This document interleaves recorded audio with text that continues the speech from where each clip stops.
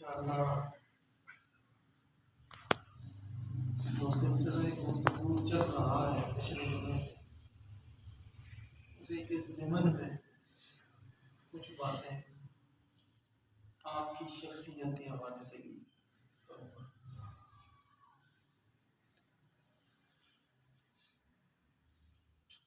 لیکن زیادہ بہتر یہ ہے کہ جو موضوع پچھلے جمعے سے چل رہا ہے اس کو ٹھکانے لگایا جائے۔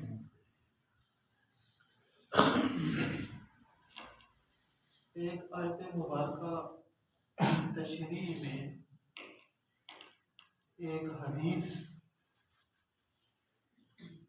کا ترجمہ اور کچھ تشریح آپ کے سامنے عرض کی تھی۔ آپ میں سے کسی کو یاد ہے پچھلے جمعے میں وہ حدیث مبارکہ میں نے کس حوالے سے بیان کی تھی؟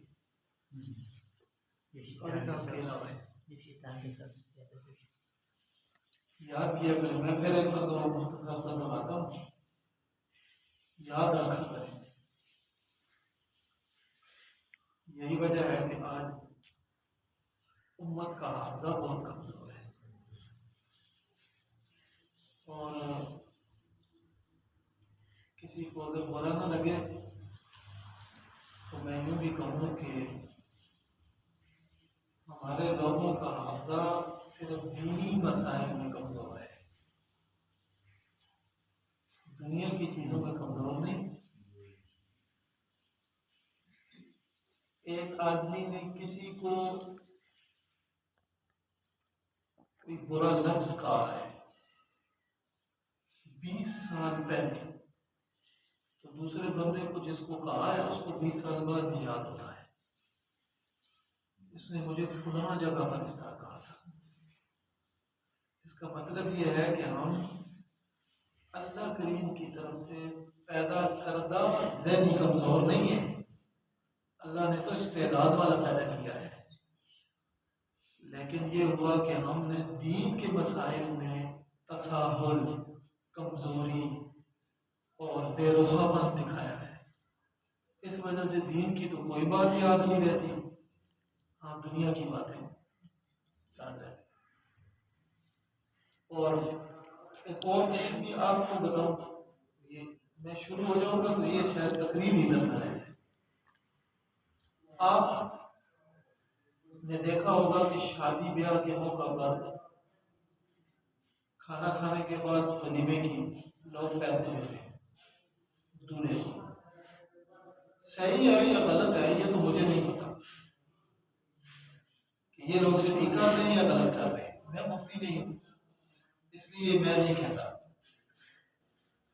اگر اس نیت سے دے رہے ہیں، دیکھیں نیت تو اللہ تعالیٰ جانتے ہیں نا، اگر اس نیت سے دے رہے ہیں کہ اگلے نے اتنا خرچہ کیا ہے چلو اس کے ساتھ ہیلپ ہو جائے گی، تو یہ جائز ہے، اور صرف جائز نہیں ہے ثواب کا کام ہے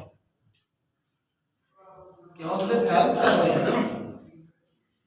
لیکن اگر وہ کاپی لے کر لکھنا، سسٹم ایسا چلا ہوا ہے اس نے 500 دیا تھا تو 500 تو دینا ہی ہے نا، کیونکہ اس نے 500 دیا تھا، تو پھر اس کو تو کیا کہتے ہیں، اگر آپ کتابیں کھولیں گے تو مسئلہ بڑا گمبھیر ہے، یہ تو پھر وہ سود اور وہ اس زمرے میں چلا جاتا ہے، اس لیے وہ تو میں مسئلہ نہیں بیان کرتا۔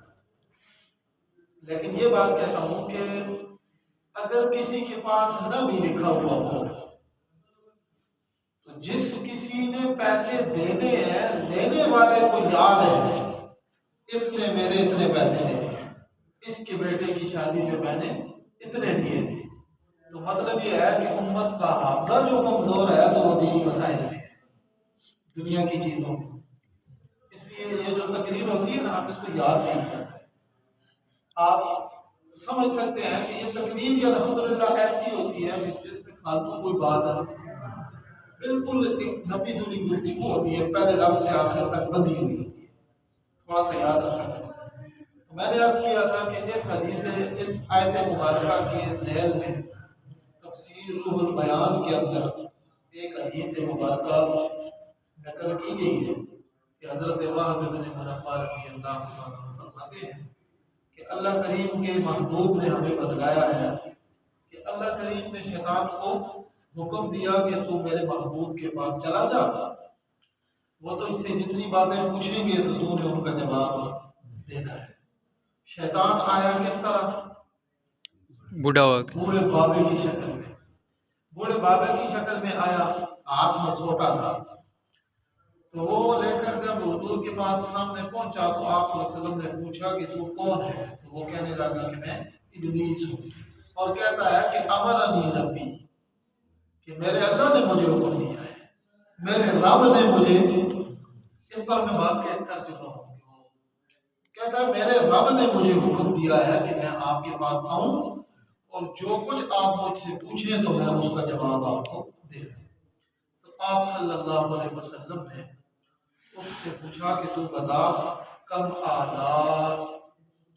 اعدانی من امتی، کہ میری امت میں تیرے کم اعداؤک من امتی، کہ میری امت میں تیرے دشمن کتنے ہیں، میری امت میں تیرے، اور میں بطور تمہید کے یہ بات پچھلے جملے میں سمجھا چکا ہوں کہ جو شیطان کا دشمن ہے وہ کس کا دوست ہے؟ اللہ کا دوست ہے۔ اس کا مطلب یہ ہے کہ جتنی چیزیں ہم بیان کریں گے تو یہ وہ لوگ ہیں کہ جو اللہ کے دوست ہیں، اللہ کے محبوب ہیں، اللہ کے پیارے بندے ہیں، اللہ کے ولی ہیں، نیک لوگ ہیں۔ تو شیطان نے بتلانا شروع کیا کہ آپ کی امت میں میرے اتنے دشمن ہیں، تو سب سے پہلے اس نے کہا انت یا محمد صلی اللہ علیہ وسلم، آپ میرے دشمن ہیں، سب سے بڑے آپ میرے دشمن ہیں، اس لیے کہ اللہ کے محبوب صلی اللہ علیہ وسلم امت کو دوزخ والے رستے پہ جو لوگ چل رہے ہیں ان کو وہاں سے کاٹ کر جنت کی طرف لے کے آ رہے ہیں، تو شیطان تو یہ نہیں چاہتا، اس لیے جو دوزخ والے رستے سے کاٹنے والا ہے وہ شیطان کا دشمن ہے۔ نمبر 2، امام عادل، عدل و انصاف قائم کرنے والا حکمران، یہ میں نے عرض کیا تھا، اس پہ بھی بات ہوگی۔ نمبر 3، غنی متواضع، وہ مالدار آدمی کہ جس کے پاس مال و دولت بھی ہے لیکن عاجزی اور انکساری بھی اسے اللہ نے دے رکھی ہے، اس کے اندر ہے، ویسے عام طور پر یوں ہوتا نہیں، جب مال آتا ہے تو پھر وہ ہماری زبان پہ کہتے ہیں کہ گھاٹے میں سریا بھی، وہ پھر اکڑ بھی گردن میں آ جاتی ہے، اس لیے اکڑ کے چلنا، اللہ کریم قرآن میں فرماتے ہیں کہ یہ تو اللہ کریم کہتے ہیں مجھے تو پسند ہی نہیں ہے کہ اکڑ کے اگر کوئی چلے گا تو اس نے کون سا چل چل کے پہاڑ آسمانوں پہ چڑھ جانا ہے، آسمان پہ تو نہیں چڑھ سکتا، وَلَن تَبْلُغَ الْجِبَالَ طُولًا، آسمانوں پہ بھی نہیں چڑھ سکتا، اور اگر اکڑ کے چلے گا تو زمین بھی پھاڑ نہیں سکتا، کچھ نہیں کر سکتا، اس لیے اکڑ کے چلنے کی ضرورت ہے۔ آج تو 3 چیزیں یہ میں نے گزشتہ جمعے میں عرض کر دی تھی، یہ دہرا دی ہیں تاکہ یاد ہو جائے۔ تو یہ 3 شیطان کے کون ہیں جی؟ دشمن۔ شیطان کا دشمن ہے وہ آدمی کہ جس کے پاس مال و دولت ہے اور عاجزی اور انکساری بھی اس کے اندر پائی جاتی ہے، بالکل عاجز، اور وہ اپنے مال و دولت کو وہ اس طرح نہیں استعمال کرتا کہ وہ اللہ کی نافرمانیوں میں لگائے، بلکہ جہاں اللہ نے حکم دیا ہے وہ وہاں پر خرچ کرتا ہے۔ چوتھا آدمی، تو یہ یاد رہے گی، چوتھا بندہ، شیطان نے کہا کہ جو میرا دشمن ہے آپ کی امت میں، چوتھا بندہ وہ ہے التاجر الصدوق الامین، وہ تاجر، وہ کاروبار کرنے والا آدمی جو سچا بھی ہے اور امانت دار بھی ہے، تجارت کرنے والا ہے، سچا بھی ہے اور امانت دار بھی ہے۔ اس چیز کا تو بہرحال المیہ ہے، میں نے عرض کیا کہ موضوعات تو بہت سارے ہیں نا، آدمی گفتگو کرنی شروع کرے تو وہ تو ختم ہی نہیں ہوتے، جو ہو سکتا ہے وہی کر رہے ہیں۔ تو یہ بھی ایک بہت بڑا المیہ ہے کہ اللہ کریم نے اگر کسی کو کاروبار والی نعمت عطا کی ہے اور وہ اپنا کام کاج کرتا ہے، کاروبار کر رہا ہے، تو اس میں سب سے جو پہلے نمبر پہ چیز ہے وہ آدمی کا سچا ہوگا، صدوق، اور یہ جو اس قسم کا تاجر ہوگا کہ جس نے اپنی تجارت کے اندر کبھی جھوٹ نہیں بولا، امانت دار امین تھا، اس نے کبھی خیانت نہیں کی، اس قسم کے تاجر کے بارے میں اللہ کے محبوب فرماتے ہیں قیامت والے دن یہ نبیوں اور شہداء کے ساتھ اٹھے گا۔ اس لیے یہ بھی بہت ضروری ہے کہ اگر اللہ نے کسی کو کاروبار عطا کیا ہے تو وہ ان صفات کا حامل ہو کر کے، ان صفات کو اپنا کر کے تجارت کرے۔ اور میں اس ضمن میں یہ امام غزالی رحمۃ اللہ علیہ، آپ نے نام سنا ہوگا، ان کی ایک کتاب ہے احیاء القلوب، اس میں انہوں نے ایک حدیث مبارکہ نقل کی ہے، وہ آپ کے سامنے اس ضمن میں رکھ لوں کہ اللہ کے محبوب صلی اللہ علیہ وسلم نے ارشاد فرمایا، جو آدمی، آپ کو بات سمجھ آ رہی ہے؟ اچھا، زیادہ وہ جوش والی تقریر نہیں ہے نا۔ آپ صلی اللہ علیہ وسلم نے ارشاد فرمایا کہ جو آدمی کاروبار کرتا ہے، تجارت کرتا ہے، اس وجہ سے کرتا ہے تاکہ میں گداگری کی ذلت سے بچوں۔ گداگری یہ مانگنا، ہاتھ پھیلانا کسی کے سامنے، یہ آپ یقین جانیے کہ جو لوگ اس کو پیشہ بنا کے کرتے ہیں کہ مانگنے والا انہوں نے پیشہ بنا لیا، آپ ان کو کروڑ روپے بھی دے دینا، اگلے دن وہ چوک پہ ہی نظر آئیں گے، پھر بھی مانگ ہی رہے، تو یہ تو کاروباری ہے نا، یہ تو مانگنے والے۔ یہ لیکن صحیح شریف النفس انسان جس کی طبع کے اندر، طبیعت کے اندر شرافت ہے اور وہ اپنی عزت کو وہ بالائے طاق نہیں رکھتا اور وہ اس کو سامنے رکھ کر کے اپنی زندگی گزارنا چاہتا ہے، ایسے بندے کو اگر کوئی کہے کہ تو مانگ، تو وہ کسی سے نہیں مانگتا، مانگنے کے لیے تیار نہیں ہوتا۔ وہ آدمی کہ وہ گداگری کی ذلت سے بچے اور وہ یہ کہتا ہے کہ میں چھوٹا ہو، موٹا ہو، زیادہ ہو، کم ہو، اپنا کوئی کام کاج ہی کروں گا، حلال کماؤں گا، مشکل سے آسانی سے کروں گا یہ کام ہی۔ اس طرح اگر کوئی بندہ کرتا ہے اور اس کی نیت یہ ہے، اس کام سے اس کی نیت یہ ہے کہ اپنے بیوی بچوں کا پیٹ پالوں گا، اپنے رشتہ داروں کے حقوق ادا کروں گا، اپنے پڑوسیوں کا خیال رکھوں گا، اسی طرح جناب اور جو معاشرتی ذمہ داریاں ہیں وہ میں ادا کروں گا۔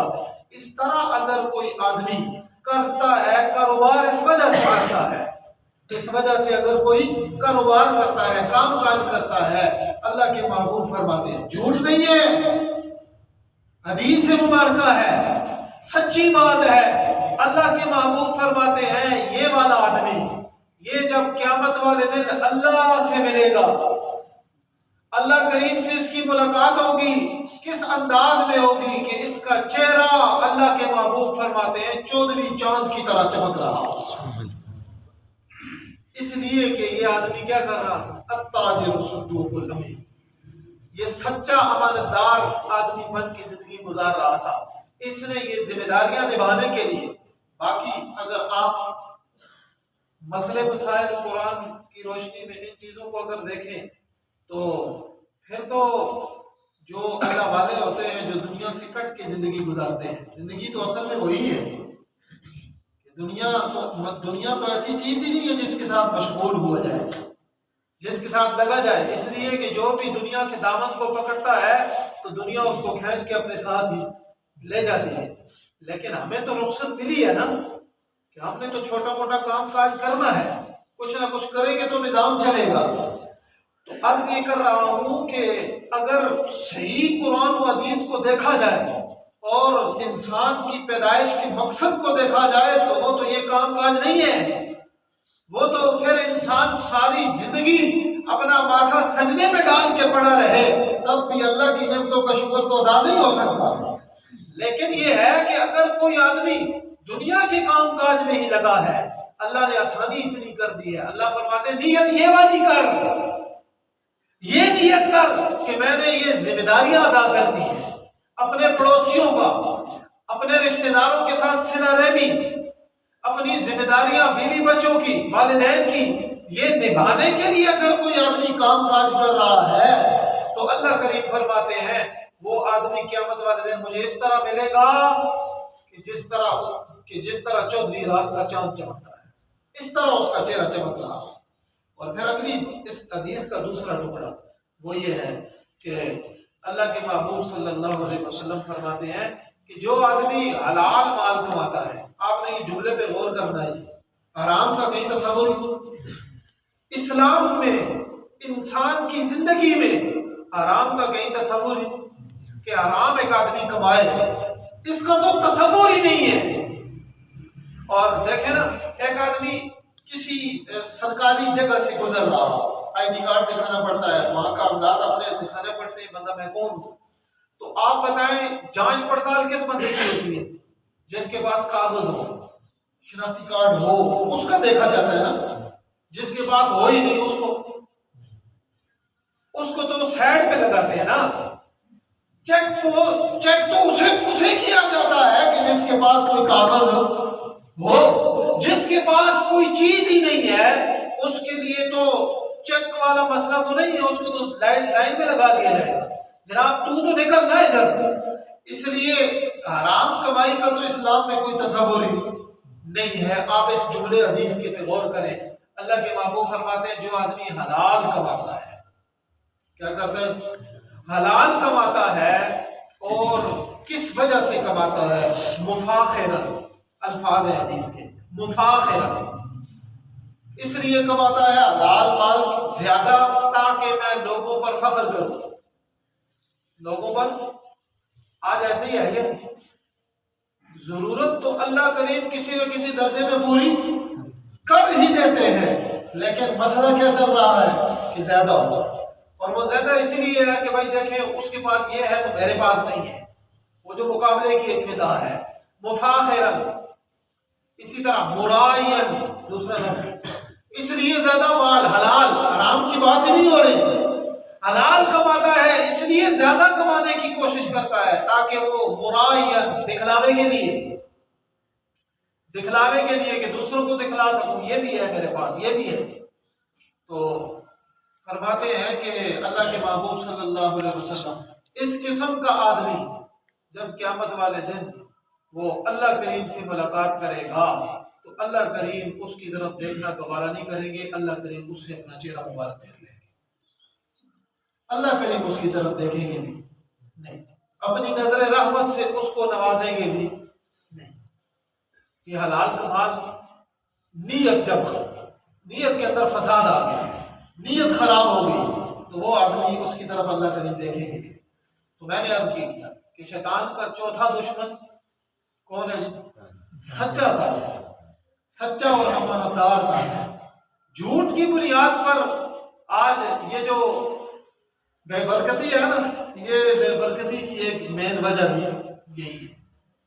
آپ کو میں نے یہ بات بہت دفعہ میں نے عرض کی ہے کہ یہ جو چیزیں آج ہم دیکھ رہے ہیں نا، یہ ہمارے بڑوں نے نہیں دیکھی، ہمارے بڑوں نے یہ سہولیات نہیں دیکھی۔ ہم نے تو یہ سنا ہے اپنے بڑے بوڑھوں سے کہ جی وہ بھوک لگتی تھی پہلے تو دانے مکئی کے بھون کے وہی کھا کے پانی پی لیتے تھے۔ آج ہر گھر میں 3 وقت کا کھانا ہے، 3 ٹائم کھاتے ہیں۔ یہ مزے تو ان بڑوں نے نہیں دیکھے، ان لوگوں کو یہ چیزیں میسر نہیں تھی، لوگ پھر بھی کہتے ہیں کہ غریب ہیں۔ بھائی ایسے نہیں ہے، اللہ کی نعمتوں کا شکر بھی ادا کرنا چاہیے۔ اور یہ تو دنیا ہے، یہ تو کبھی پوری نہیں ہوتی۔ آپ نے آج تک کوئی ایسا بندہ دنیا میں دیکھا ہے جو یہ کہے کہ بس اب مجھے دنیا کی ضرورت نہیں؟ جن کے پاس کروڑوں ہیں تو وہ پھر آگے ہزاروں کی اور تمنا رکھے ہوئے ہیں، اور جن کے پاس روٹی نہیں ہے ان کی روٹی کی تمنا ہے، جن کے گھر نہیں ہے ان کی گھر کی تمنا ہے۔ یہ تمنا کبھی بھی دنیا کی ختم نہیں ہوتی۔ اس لیے جو ہے اس پر اللہ کریم کا شکر ادا کرنا، یہ اصل میں مومن کی صفت ہے۔ تو میں نے کہا کہ جی وہ یہ چوتھی صفت ہے کہ سچا اور امانتدار تاجر، خیانت نہ کرے۔ یہ چار چیزیں ہو گئی۔ نمبر 5، 5ویں نمبر پر شیطان سے جب سوال ہوا تو اس نے کہا کہ حضور کو فرمایا کہ آپ کی امت میں میرا 5واں دشمن عالم متخشع، وہ عالم ہے کہ جس کے اندر خشوع اور خضوع پایا جاتا ہے۔ عالم وہی جس کو میں اور آپ کیا کہتے ہیں؟ مسجد کا امام مولوی صاحب عالم، وہ والا عالم کی جو متخشع ہے، جو اللہ کریم سے، ایک ہوتا ہے خشیت، ایک ہوتا ہے خوف. خوف تو آپ بھی سمجھتے ہیں، ڈر، کسی چیز سے ڈرنا. ایک ہوتی ہے خشیت. یہ دو چیزیں، ان کا معنی تو ایک ہی ہے، خشیت اور خوف کا. خوف کا معنی بھی ڈرنا ہے، خشیت کا معنی بھی ڈرنا ہے، لیکن ان ڈرنے میں فرق ہے. آپ دیکھیں ادھر ابھی اگر باہر شیر آ جائے تو ہم سارے ڈرتے ہیں نا شیر سے. کیوں؟ کھا جائے گا، نقصان کرے گا، تو ڈر تو لگتا ہے، لیکن اس شیر کی عظمت دل میں نہیں ہے. خشیت صرف اللہ سے ہوتی ہے کہ ڈرنا بھی ہے لیکن اللہ کی عظمت بھی دل میں ہے. لیکن جو خوف ہوتا ہے وہ کسی چیز کا خوف، دل میں تو ڈر تو ہو سکتا ہے لیکن ساتھ عظمت کا ہونا کوئی ضروری کہ ہم اس کو بڑا سمجھیں. ابھی ادھر سے چلا جائے تو اس کے بعد ہم پھر غموں کے باہر نکل جائیں گے. تو یہ عالم متخشع، وہ عالم بھی جس کے دل میں اللہ کا خوف موجود ہے اور دل میں اس کے وہ اللہ کی خشیت ہے. وہ دین کے کسی مسئلے پر اس طرح نہیں ہے کہ بھائی وہ لوگوں کی رائے، لوگوں کی مرضی کو دیکھ کر کے دین کا مسئلہ سامنے رکھے. یہ عالم کے یہ بہت جو ہے مشکل مقام ہوتا ہے. تو کتنے ہو گئے جی؟ 5. نمبر 6 مؤمن ناصح. شیطان نے کہا کہ یہ آپ کی امت میں میرا چھٹا دشمن کون ہے؟ مؤمن ناصح، وہ مومن کہ جو خیرخواہی رکھنے والا ہے، دوسرے مومن کے لیے خیرخواہی رکھنے والا ہے. یہ خیرخواہی یہ بھی ایک ایسی چیز ہے کہ جو انسان کو اللہ کا دوست بنا دیتی ہے. یہ بات ذہن سے نکال دیجئے کہ شاید نمازیں پڑھنے سے ہی آدمی اللہ کا دوست بنتا ہے. اس کا یہ مطلب بھی نہیں ہے کہ نمازیں نہیں پڑھنی. ٹھیک، نماز تو اپنی جگہ. میں نے کہا کہ اگر یہ ذہن میں ہے کہ بھائی صرف نماز پڑھ لی تو بس یہ اب میں اللہ کا دوست اور اللہ کا قریبی ہو گیا ہوں، یہ تو بات تو ٹھیک ہی ہے کہ نماز سے بھی آدمی اللہ کے قریب ہو جاتا ہے، لیکن بات یہ ہے کہ لوگوں کے ساتھ رحم دلی کرنا، لوگوں کی خیرخواہی کرنا، یہ بھی ایسی چیز ہے کہ جب نماز کے ساتھ ملے گی تو یہ والا آدمی ڈائریکٹ جا کر اللہ کریم کا دوست بن جائے گا. اس لیے یہ چیز بھی ضروری ہے، لوگوں کے ساتھ خیرخواہی. ایسے نہیں ہے کہ کسی آدمی نے کچھ تھوڑا سا جملہ کہہ دیا تو یہ اس کو کھانے کے لیے تیار ہے، کھانے کے لیے تیار بیٹھا ہے کہ اس نے مجھے ایسے کیوں کہہ دیا، تو معاف کر دیا تو یہ مومن ناصح ہے. اس کی کسی بات پہ درگزر کر دیا تو یہ بھی تو سوچے نا کہ آج میں درگزر کر رہا ہوں تو اللہ کریم میرے گناہوں سے بھی درگزر فرمائے. تو یہ بھی ایک ضروری چیز ہے. صرف یہ ذہن میں نہ رکھا جائے کہ بھائی میں نمازی ہوں، میں نماز پڑھتا ہوں، تو جو نماز پڑھ رہا ہے وہ اس بندے کو جو نماز نہیں پڑھتا اس کو نماز کی دعوت تو دے اچھے طریقے سے، لیکن یہ نہیں کہ اس کو کافر سمجھنے لگ جائے. کیوں جی میں غلط کہہ رہا ہوں؟ ایسے نہ کرے نا، اور اس طرح کے جملے بھی اس کے لیے استعمال نہ کریں. ہم نے دیکھا ہے لوگ اس طرح کرتے ہیں کہ اگر وہ نماز کے لیے جا رہے ہیں تو دیکھیں نا، میں ایک مثال دیتا ہوں. آپ آ رہے ہیں مسجد کو نماز کے لیے، تو یہاں نماز ہے 4 بجے عصر کی، اوپر والی مسجد میں نماز ہے 3:45. آپ نے ایک آدمی کو دیکھا کہ وہ رستے میں کھڑا ہوا ہے، تو آپ نے دل میں یوں ہی کہہ دیا وہ اس کو دیکھو ادھر کھڑا ہے، نماز کو نہیں جاتا، کیا پتا اوپر والی مسجد میں پڑھ کے آ گیا ہو. اس لیے دوسرے کے بارے میں کوئی گمان قائم کرنا، اس کے بارے میں کوئی جملہ کہہ دینا، یہ کہنے سے پہلے ذرا یہ تو سوچنا چاہیے کہ بھائی وہ بھی تو ہے تو مومن، کلمہ تو اس کے دل میں بھی موجود ہے. اس لیے یہ دوسرے لفظوں میں یوں کہا جا سکتا ہے کہ ہر بندہ جج ہے، فتویٰ لگانے کے لیے ہر بندہ مفتی ہے، فوراً سے پہلے ہر بندہ دوسرے کے لیے فیصلہ کر رہا ہے. اس لیے جج بننے کی ضرورت نہیں ہے. اس لیے خیرخواہی ہر مومن کے بارے میں اپنے دل میں خیرخواہی ہونی چاہیے. بہت ساری مثالیں اور بھی ہو سکتی. نمبر 7 جی، نمبر 7ویں نمبر پر شیطان نے کہا کہ آپ کی امت میں جو میرا دشمن ہے وہ ہے مؤمن رحیم القلب، وہ مومن کہ جس کا دل رحم سے بھرا ہوا ہے، جس کا دل رحم سے بھرا ہوا ہے.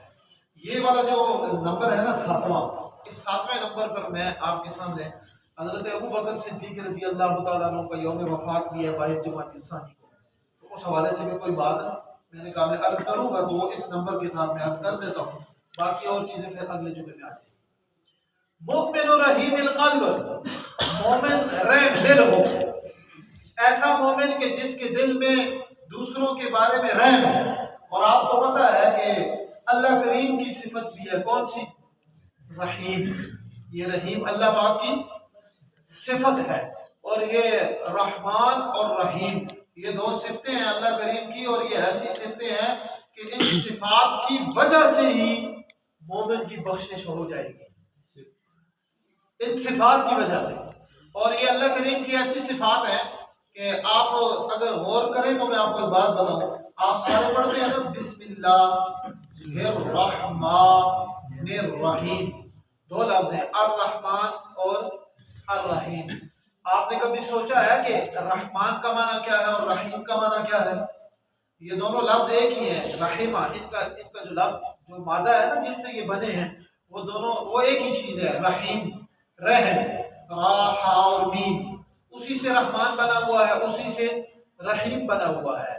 تو یہ جو رحمان اور رحیم ہے نا، یہ دونوں صفات اللہ کی ہیں، اور اللہ کریم نے ان میں سے ایک صفت جو رحمان والی ہے نا، یہ اللہ نے سنبھال کے رکھی ہوئی ہے قیامت والے دن کے لیے، میدان محشر کے لیے اللہ نے سنبھال کے رکھی ہے۔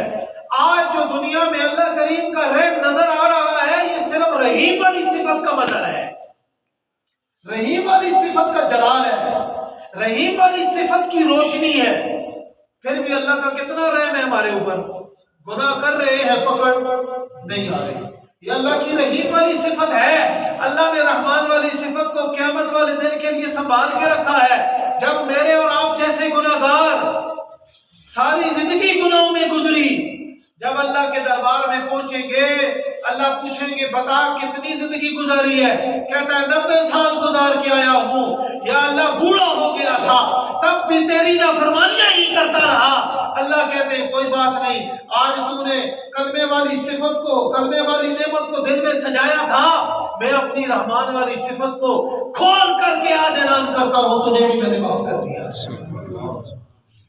تو یہ اللہ نے اس دن کے لیے سنبھال کے رکھی، تو یہ اللہ کی صفت ہے، کون سی؟ رحیم، رحم دل ہونا۔ اس لیے سخت دل ہو جائے ایک آدمی کہ اس کے دل میں کسی کے لیے کوئی نرمی نہیں ہے، کسی مسلمان بھائی کے لیے کوئی رحم نہیں ہے، کوئی اس کو عطا پتہ نہیں ہے، بس وہ اپنی سنگدلی میں زندگی گزار رہا ہے، یہ مومن کی صفت نہیں ہے۔ اور ایسا مطلب وہ شیطان کا دشمن نہیں بنتا، وہ شیطان کا دوست بن جاتا ہے۔ اس پر آپ ایک حدیث مبارکہ سنیں۔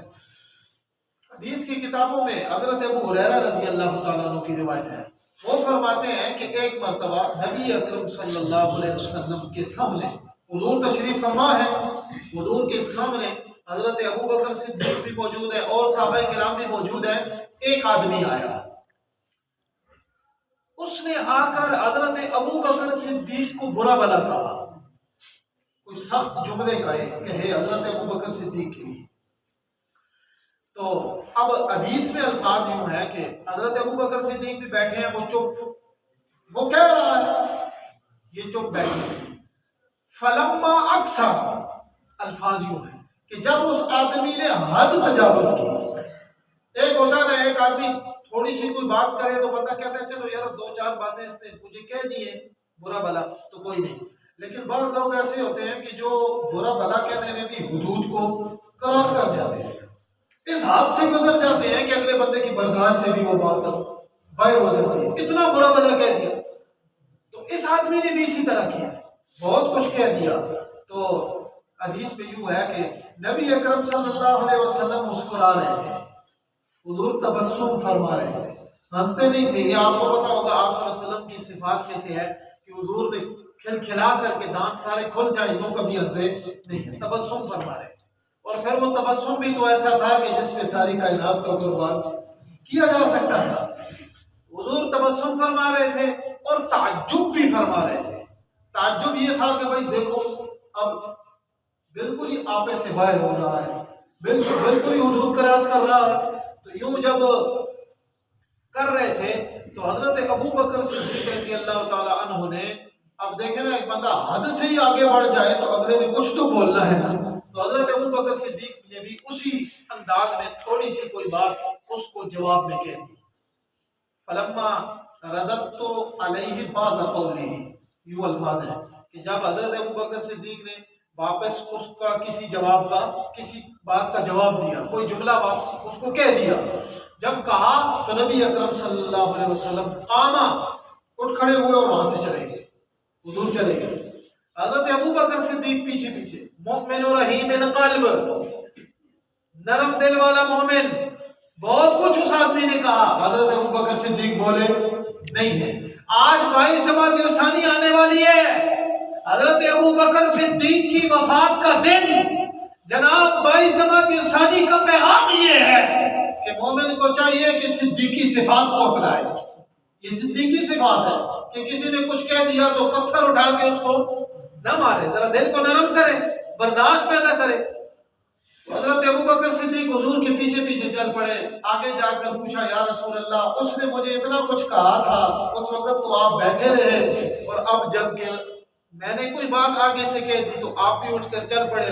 تو آپ صلی اللہ علیہ وسلم نے ارشاد فرمایا، ابو بکر تجھے معلوم ہے کہ جس وقت وہ تجھے برا بلا کہہ رہا تھا، وہ سخت جملے تیرے ساتھ کہہ رہا تھا، تو تیرے پاس اور تیری طرف سے ایک فرشتہ اللہ نے مقرر کر رکھا تھا جو اس کی باتوں کا جواب دے رہا تھا. میں اس فرشتے کی وجہ سے مسکرا بھی رہا تھا، تعجب بھی کر رہا تھا کہ دیکھ صدیق کتنی عظمت والا ہے، کتنی قسمت والا ہے کہ اللہ نے اس کی طرف سے فرشتہ مقرر کر دیا، یہ اس کی باتوں کا جواب دے رہا ہے. تو نہیں بول رہا تھا، مجھے خوشی تھی، لیکن جب تو نے اس کی کسی بات کا جواب دیا، ظاہر سی بات ہے ایک آدمی نے آ کر کوئی سخت بات کہی تو جواب میں پھر اس کو سخت ہی کہا ہوگا، کوئی جملہ سخت ہی بولا ہوگا. جب تو نے سخت جملہ بولا تو اللہ کریم نے اس فرشتے کو واپس بلا لیا. پھر اس جگہ میں شیطان آ گیا تھا، شیطان کے آنے کی وجہ سے اب جب وہاں شیطان موجود تھا تو میں نے چھوڑ دیا وہ جگہ چھوڑ دی اور وہاں سے اٹھ کر چلا گیا. کہ اب وہاں شیطان موجود ہے اس لیے میں وہاں رکتا نہیں. کہ جب شیطان کسی جگہ میں آ جائے تو پھر شیطان تو لڑواتا ہے نا، وہ تو لڑوا دیتا ہے، اس لیے میں نے وہاں سے میں اٹھ کے چلا گیا. تو حضرت ابو بکر صدیق رضی اللہ تعالی عنہ نے اس وقت یہ بات سنی نا، تو پھر نبی کریم صلی اللہ علیہ وسلم نے ان کو 3 باتیں اور بھی فرمائی ہیں، وہ میں انشاءاللہ اگلے جمعے میں آپ کو